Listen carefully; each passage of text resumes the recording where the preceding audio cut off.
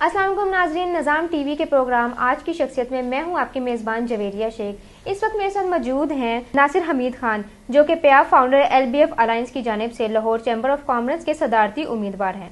नाज़रीन, आपको बताते चलें कि नासिर हमीद खान इससे पहले नायब सदर और सीनियर नायब सदर लाहौर चैम्बर ऑफ कॉमर्स भी रहे। इसके अलावा प्याफ के साबका सीनियर वाइस चेयरमैन भी हैं।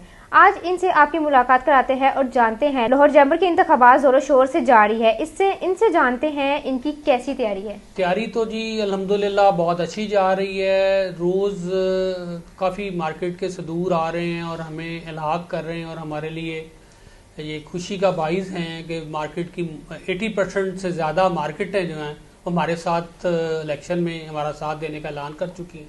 तो बहुत अच्छी तैयारी चल रही है अल्हम्दुलिल्लाह। जी सर, बताइएगा, जब आप लाहौर चैम्बर ऑफ कॉमर्स के नायब सदर और सीनियर नायब सदर रहे थे, तब आपने क्या अचीवमेंट्स किए थे? अपनी ज़रा अचीवमेंट्स के बारे में कुछ बताइएगा। 2017 की बात है, तो उस वक्त टैक्स के इश्यूज बहुत ज़्यादा थे गवर्नमेंट की तरफ से, और उसके लिए हम रोड्स पर भी गए और ताजरों की आवाज़ को गवर्नमेंट के ऐवानों तक पहुंचाया। और कुछ शिकें थी जिनके तहत वो कोई सा भी FBR का इंस्पेक्टर लेवल का बंदा जो है वो शॉपकीपर के पास जा सकता था, उसके कंप्यूटर और डॉक्यूमेंट वगैरह ले जाते थे। वो शिक हमने ख़त्म करवाई। और उसके अलावा जो हमारे उधर हमने उस वक्त, आप जो अब 22 हमारी फैसिलिटी सेंटर्स देख रहे हैं, उसमें से 5 का स्टार्ट जो है अल्हम्दुलिल्लाह मेरे जो पहला वाइस प्रेसिडेंट का दौर था उसमें हुआ था। और जब मैं जी 2021 में सीनियर वाइस प्रेसिडेंट था, तो आपको पता है कि कोविड बहुत ज़्यादा था, जिसकी वजह से मार्केटें बंद थी, जिसकी वजह से शादी घर बंद थे, कहीं एक्टिविटी कारोबार की इजाज़त नहीं गवर्नमेंट दे रही थी। वो भी आपने देखा कि अल्हम्दुलिल्लाह लाहौर चैम्बर के प्लेटफॉर्म से हमने सेटल किया और शादी घर भी खुलवा दिए, और जितनी मार्केटें थी वो भी सारी खुलवा दी। फिर उस दौर में आपने देखा कि हफीज़ सेंटर एक बहुत बड़ा हमारा इधर मार्केट जो गुलबर्ग की है, उसमें शॉर्ट सर्किट की वजह से आग लग गई, उसका भी सेटल डाउन गवर्नमेंट से करवाया और उनको रिलीफ लेके दिया।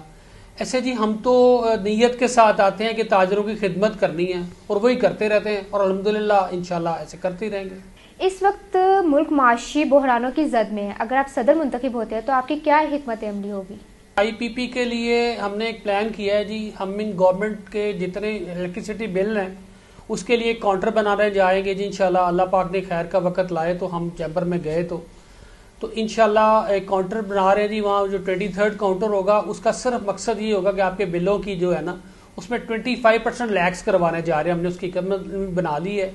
हमारे साथ साबका कुछ गवर्नमेंट ऑफिसर्स भी हैं, और इंशाल्लाह सबसे पहली खुशखबरी हम उनको जब चैम्बर में बैठेंगे तो यही देंगे कि हमने उनकी इलेक्ट्रिसिटी जो बिल है उसकी 25% जो है ना वो रिड्यूस करवाने हैं। एक तो सबसे बड़ा हमारा यही है। सेकंड जी, आपने देखा कि गवर्नमेंट ने ताजर 2 स्कीम एक अनाउंस की है, उसमें काफ़ी ज़्यादा कबाहत नज़र आ रही हैं जो कि ताजरों के लिए एक्सेप्टेबल नहीं हो पा रही।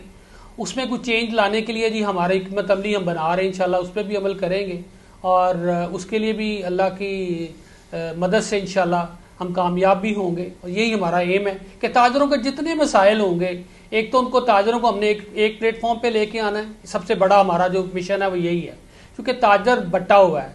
हमने ताजर को बटने नहीं देना, हमने ताजर को इकट्ठा करना है, यूनिटी में लेके आना है और इनके मसाइल को सॉल्व करना है। ये बातें काफ़ी गर्दिश कर रही है। प्याफ फाउंडर LBF अलायंस का कोई मंशूर नहीं, आपका क्या मंशूर है?